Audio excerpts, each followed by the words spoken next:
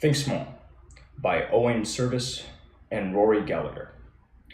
Think Small from 2017 shows how small changes in the way we think and act can help us achieve big goals. Harnessing insights from behavioral science, the author sets out a 7-step program to help you make and stick to plans for improving your well-being. Whether your aim is to lose weight or to get ahead at work, this framework will help you get there. Who should read this?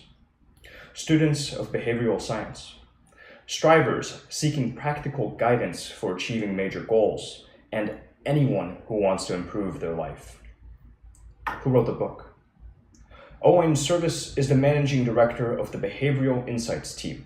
This organization, created by the UK government, seeks to better the lives of citizens by applying behavioral science to policymaking and public services.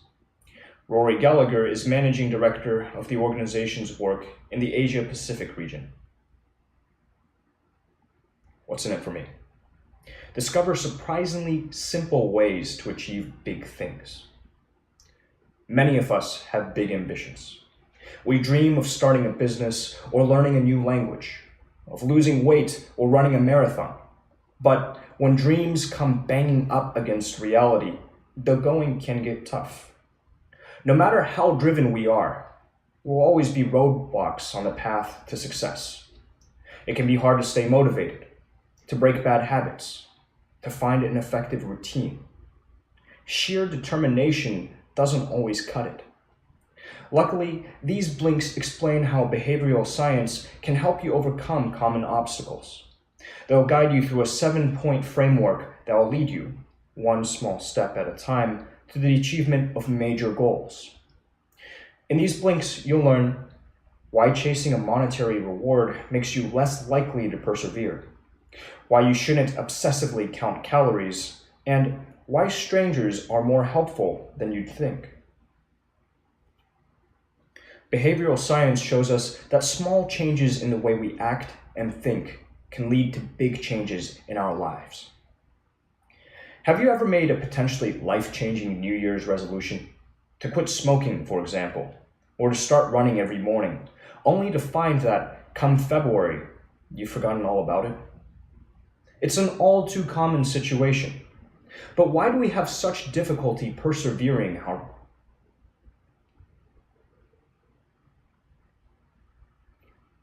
I'm just going to read it verbatim. But why do we have such difficulty persevering our big plans? Well, we tend to think that we'll pursue our aims with focus and thought, but the reality is that our minds are not always in a thoughtful and focused state. Distractions and temptations are constant, and more often than not, we succumb to them. Let's say you've resolved to follow a diet that entails counting and controlling your calorie intake day in, day out. Naturally, this requires a lot of focus, a level of focus that's almost impossible to keep up.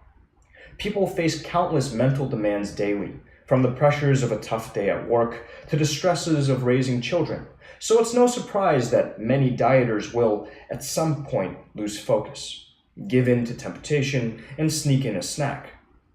So what can we do to stay on track and stick to our goals? Behavioral science has some surprisingly simple answers. We can, for example, make use of the nudge theory, which suggests that small changes, when subtly encouraged, can lead to big results.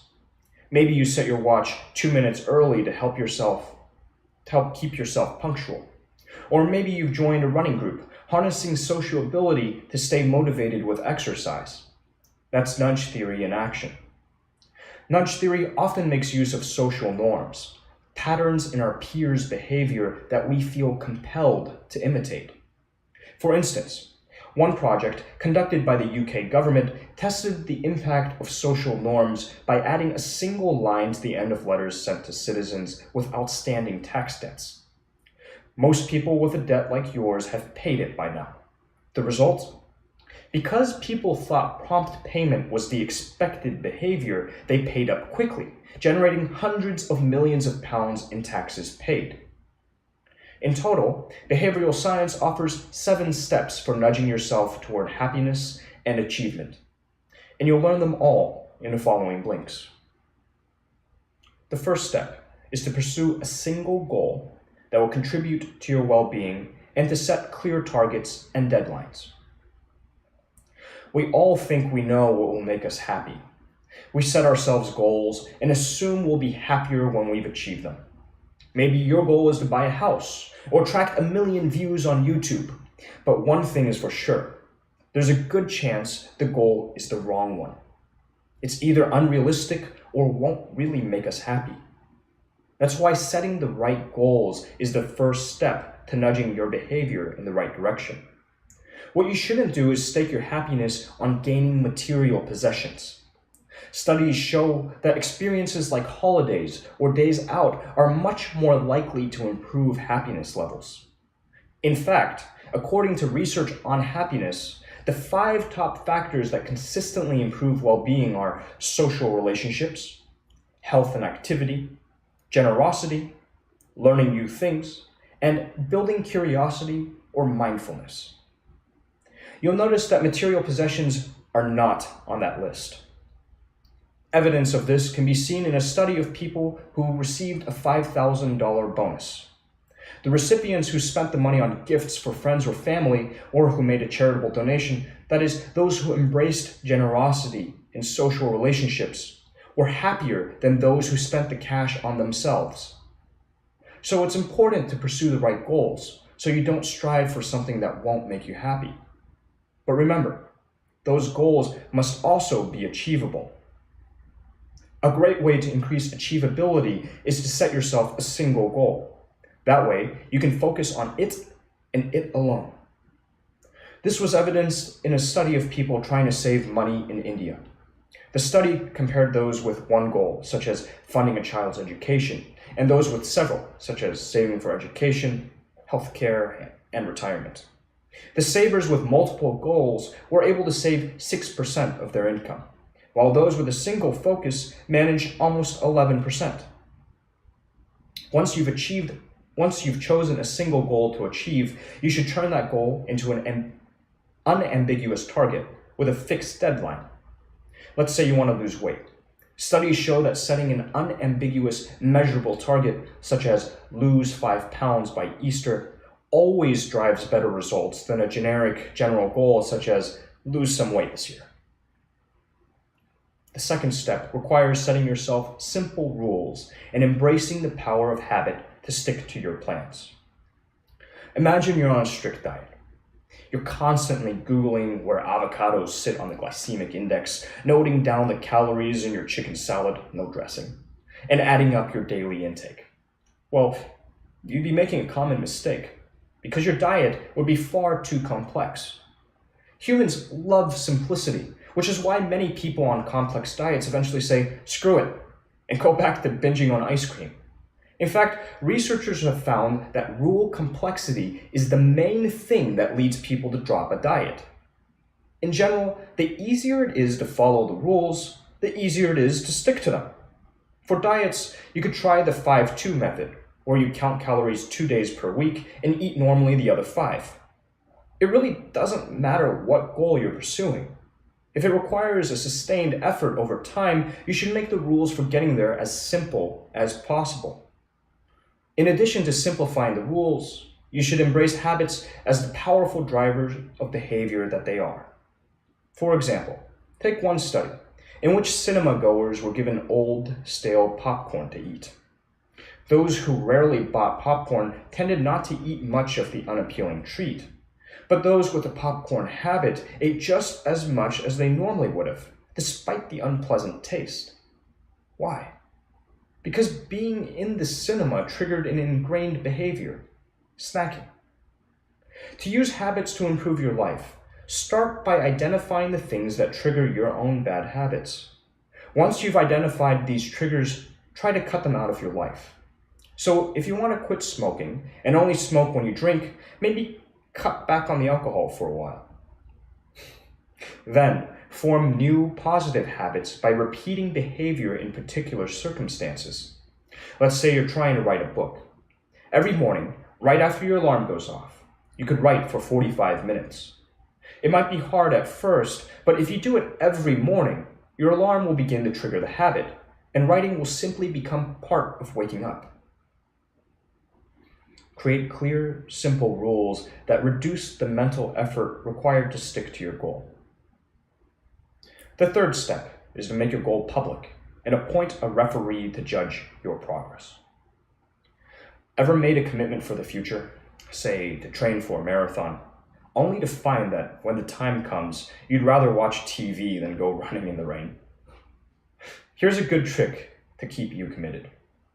We're more likely to follow through on things that we've publicly committed to doing.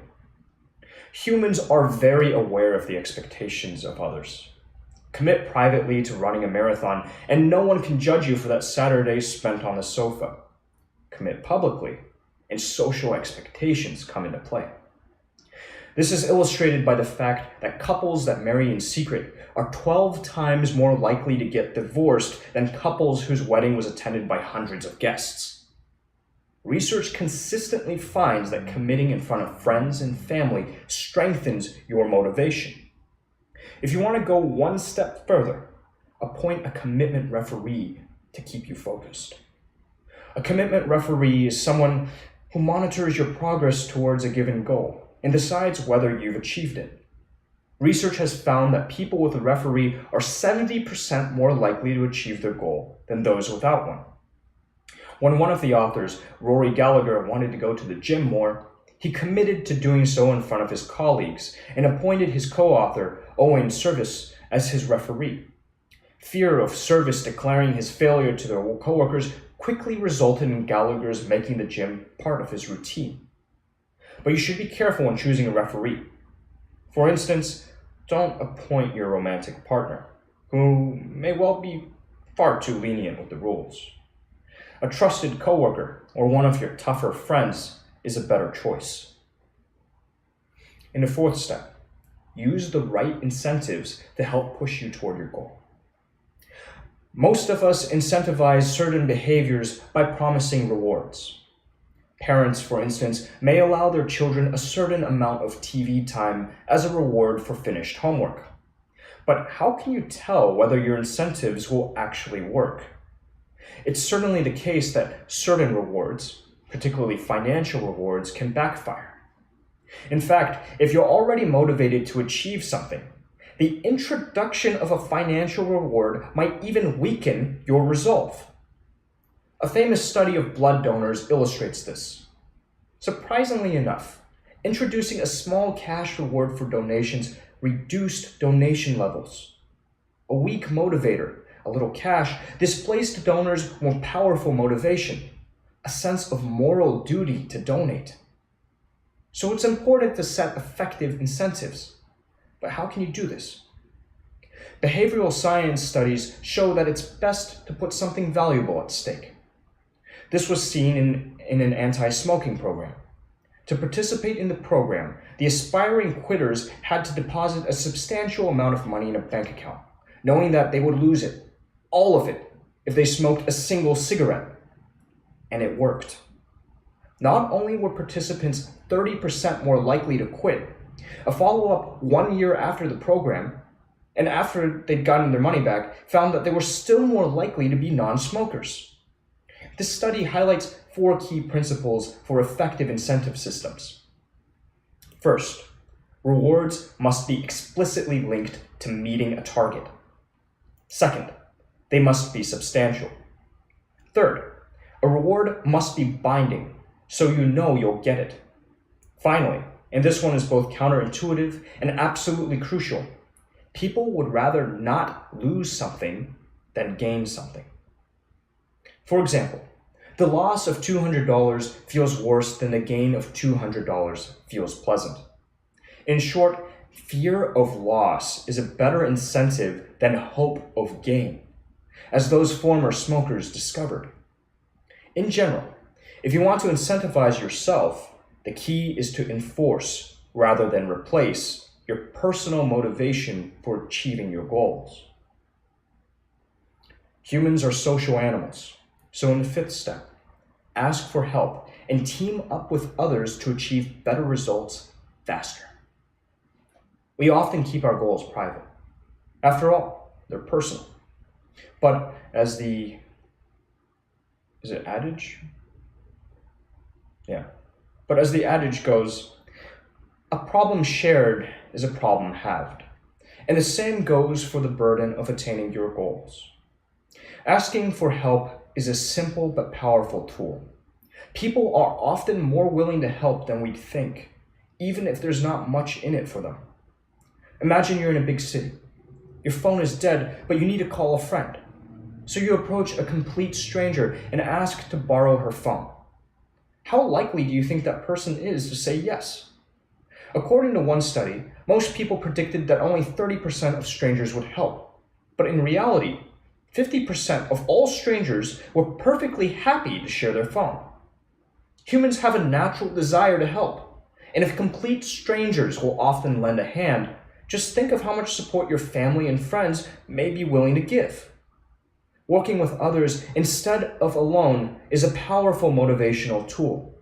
It not only helps us stick to our goals, it also pushes us to go further.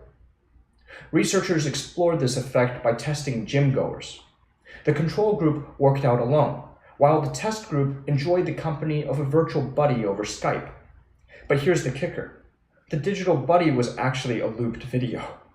Nonetheless, those exercising with an untiring buddy exercised far longer, motivated to keep up with their digital friend. A similar study looked at the topic of saving up money. When savers teamed up with other savers to share their goals and monitor each other's progress, saving rates doubled. Humans are fundamentally social animals. We want to help each other out, and we're motivated to go the extra mile when with others. Embrace this. Tap into your social networks and see where it can take you. In the sixth step, get actionable feedback on your progress and compare it to those around you. If you've ever worked toward a big goal, you've probably felt a little lost at some point. Should you have improved your running times by now? Have you written enough job applications? The best way to track your progress is through clear feedback. Feedback not only keeps you motivated, it lets you know where you are in relation to your goal. Anyone who played the game hot or cold as a child knows the power of feedback. Eyes closed, searching for some object. You're led by a bystander who says, cold, cold, getting colder, or warm, hot, hotter, as you stray further from or draw closer to your prize. This feedback on your position nudges you toward the goal. It's crucial to get feedback like this, no matter the goal.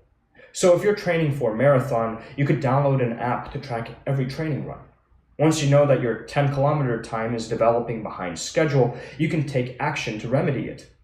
This approach can be a little trickier with other goals, say finding a new job, but it's by no means useless. If you've gotten fewer interviews than expected, reflect on the number or quality of your applications. You can make this feedback even more powerful by introducing a comparison with others.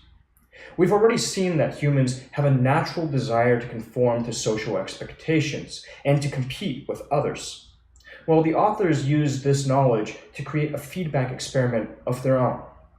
In an attempt to battle the overprescription of antibiotics, they wrote letters to doctors who fell within the top 20% of antibiotic prescribers. Each letter said, in short, that the vast majority of other practices prescribed fewer antibiotics. Like the rest of us, doctors want to be in sync with social norms. And the feedback led to over 70,000 fewer antibiotics being given out. So feedback nudges us in the right direction. In the last blink, we'll look at the final technique for sticking to your goals. We don't just care what our salary is. We care if it's more or less than someone else doing a comparable job.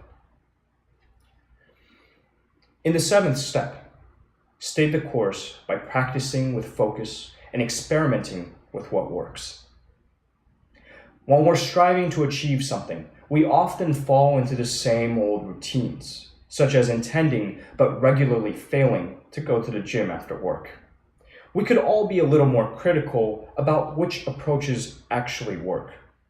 Studies show that successful people commonly engage in focused practice. A study of children in spelling bees demonstrated this. It compared practice methods such as playing fun word games, being quizzed by parents, and finally, focused practice.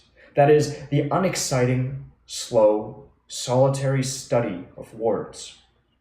The study found that the children who invested time in this last method were much more likely to succeed in the competition. In general, however, you won't know what approach will work until you experiment. For example, the authors tested 8 different web pages, all encouraging people to register for organ donation. One approach included a photo of a group of smiling people and a message stating that every day, thousands of people who see the page decide to register. They thought it would be successful, but actually, it decreased registrations. The generic photo seemed to depersonalize things. The most effective web page simply read, "If you needed an organ transplant, would you have one? If so, please help others." The example shows that we can't predict what will work best until we test it. So if you're trying to exercise more, try jogging before work for 1 month and after work the next month. Which works for you? Or if you're trying to save money, save a fixed sum for a few months and then try saving by avoiding expenditure. For instance, don't buy coffee every morning. Being open and flexible will help you find the best approach. Understanding the small details of the way we think and act can help us achieve big things.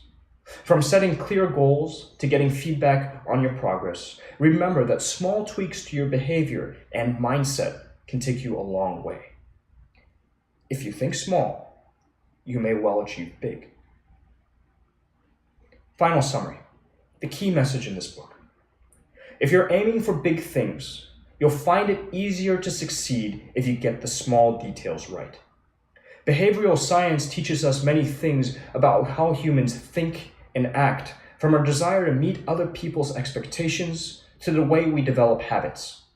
Understanding and embracing this will help you take small steps that make a big difference, like setting clear rules that are easy to follow, making your commitments public, and creating incentives that really work. Actionable advice. Turn an intention into an action by stating the when, how, and where. Do you sometimes struggle to follow through on your intentions?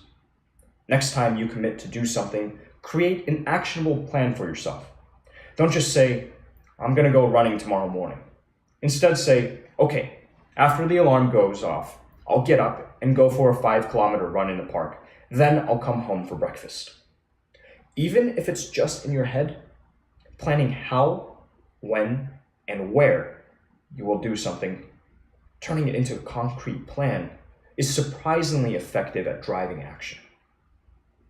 Suggested further reading, Nudge, by Richard H. Thaler and Cass R. Sunstein. The message of Nudge is to show us how we can be encouraged with just a slight nudge or two to make better decisions. The book starts by explaining the reasons for wrong decisions we make in everyday life.